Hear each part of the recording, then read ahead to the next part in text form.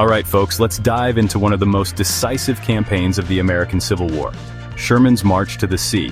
This wasn't just a military maneuver, it was a game changer that shifted the balance of power and ultimately helped bring the war to an end. First, let's set the stage. It's late 1864.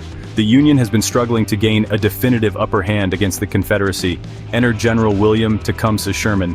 This guy wasn't just any general, he was a strategic mastermind. Sherman's objective was simple but bold: make the South feel the hard hand of war.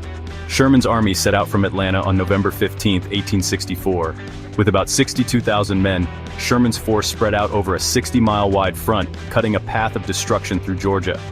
But here's the kicker: Sherman and his men lived off the land. They foraged for food, seized supplies, and destroyed anything that could aid the Confederate war effort. This wasn't just about defeating armies. It was about crippling the South's ability to wage war. Sherman's tactics were revolutionary. Instead of engaging enemy forces directly, he targeted infrastructure, railroads, factories, and farms. The idea was to break the South's will to fight by making the war unbearably personal. Picture it: entire towns left in ruins, railroads twisted into so-called Sherman's neckties.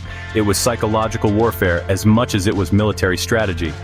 By December 21, 1864, Sherman and his men reached Savannah, Georgia, effectively completing their march.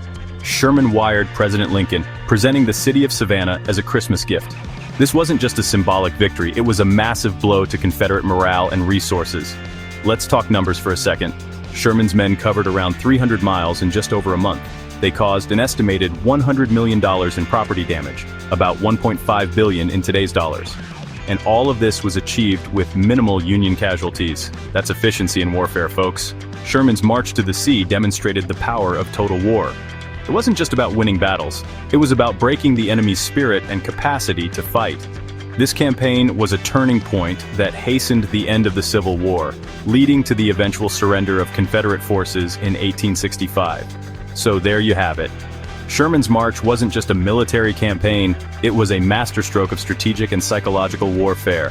It showed that wars could be won not just on the battlefield, but by targeting the very infrastructure and morale that supported the enemy's war effort. Thanks for tuning in, history buffs. If you enjoyed this deep dive, make sure to hit that like button and subscribe for more fascinating insights into the pivotal moments that shaped our world. Until next time, keep digging into history.